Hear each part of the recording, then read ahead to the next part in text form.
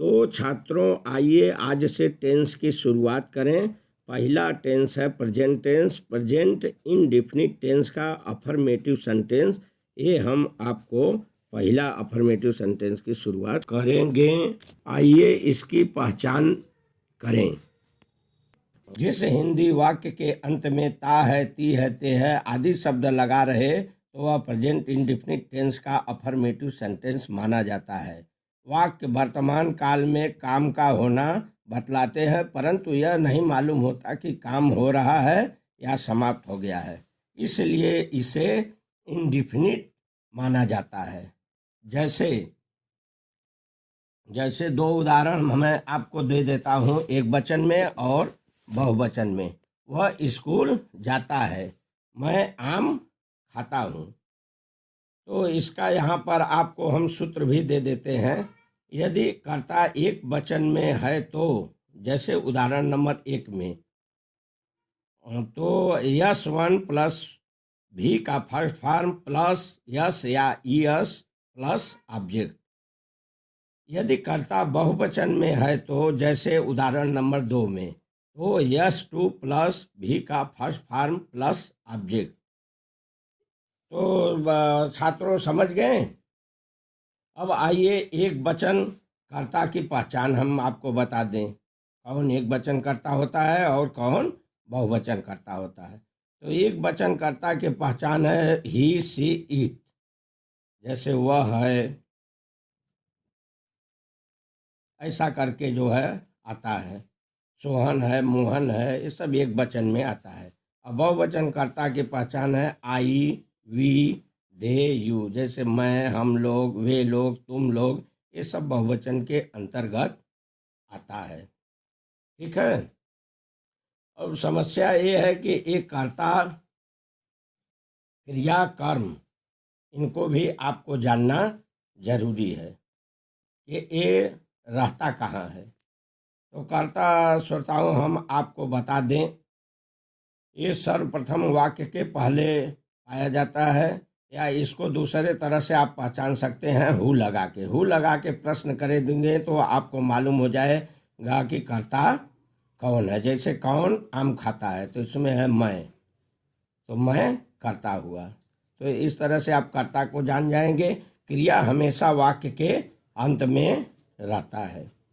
कोई भी वाक्य है, अंत में जो शब्द रहेगा वो क्रिया के रूप में रहता है। जैसे खाना, हंसना, रोना, उठना, बैठना, ये सब क्या है? क्रिया है।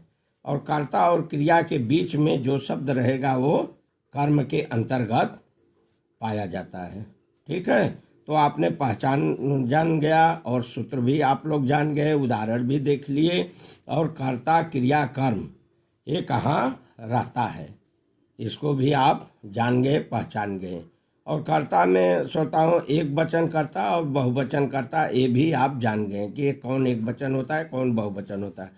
अब आइए हम नियम की तरफ बढ़ते हैं। बहुत महत्वपूर्ण है छात्रों, नियम को आप लोग ध्यान से देखना। बनाने के लिए हिंदी से अंग्रेजी में कैसे आप कर देंगे, तो ये नियम बहुत ज़रूरी है। तो नियम है जो है, ऐसे वाक्यों में सर्वप्रथम कर्ता की अंग्रेजी लिखी जाती है। यदि कर्ता एक वचन में है तो मुख्य क्रिया के पहले रूप में या यस या ईएस लगाते हैं, फिर कर्म को लिखते हैं। है तो, नहीं है तो नहीं लिखेंगे, अंत में फुल स्टॉप लगा देंगे। ठीक है, ध्यान देना, एक वचन के लिए है।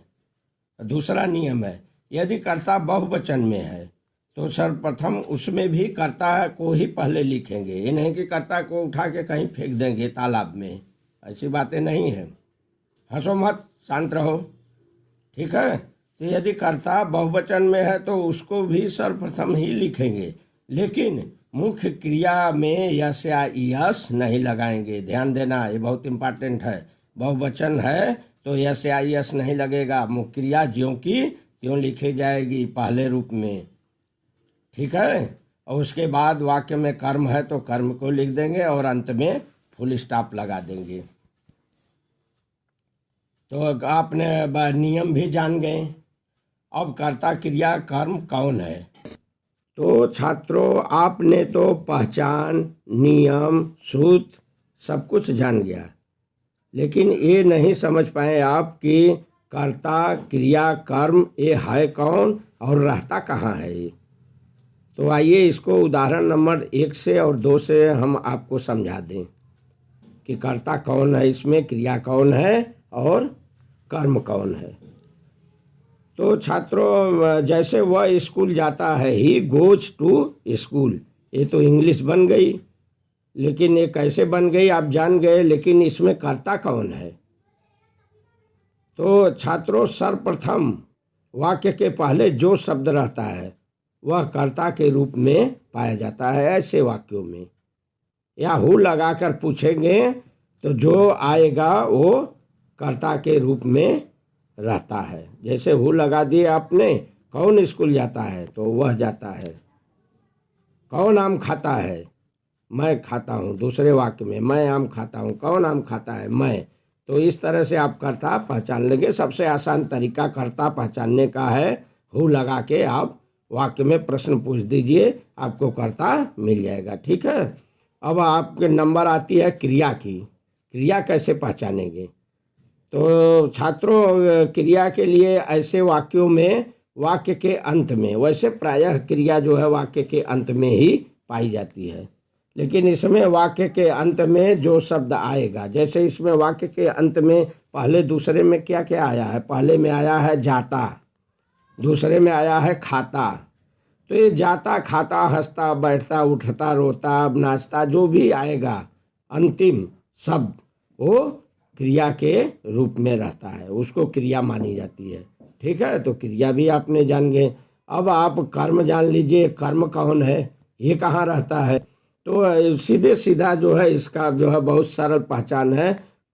कर्ता और क्रिया के बीच में जो शब्द बच जाता है उसको आप कर्म मान के लिख सकते हैं, वो कर्म के अंतर्गत आता है। तो ठीक है, सूत्र तो आपने समझ ही लिया है कि एक वचन के लिए यस1 प्लस भी का फर्स्ट फॉर्म प्लस यस या यस प्लस ऑब्जेक्ट। लेकिन आपने ये नहीं समझा कि यस1 क्या होता है और यस2 क्या होता है। तो यस1 का मतलब एक वचन करता और यस2 का मतलब बहुवचन करता होता है। यस का मतलब सब्जेक्ट। ठीक है। V1 का मतलब मेन वर्ब, वर्ब का पहला रूप। V1 का मतलब वर्ब का पहला रूप। अब प्लस ऑब्जेक्ट, जैसे सूत्र में आपको है, तो ऑब्जेक्ट का मतलब ओ से इसमें दिया गया, तो ओ का मतलब ऑब्जेक्ट। ऑब्जेक्ट तो आप जान ही रहे हैं, ये बीच में रहता है। ठीक है। तो ये आप अच्छी तरह भली भांति समझ लीजिए, इसको पढ़ लीजिए और विधिवत जो है अपने से उदाहरण बना के इसकी जानकारी करिए। इस तरह से मैं आपको आज प्रेजेंट इंडेफिनिट टेंस का पहला अफर्मेटिव सेंटेंस समाप्त कर दिया। अब दूसरा नेगेटिव सेंटेंस अगले एपिसोड में आपको बताऊंगा। तब तक के लिए धन्यवाद।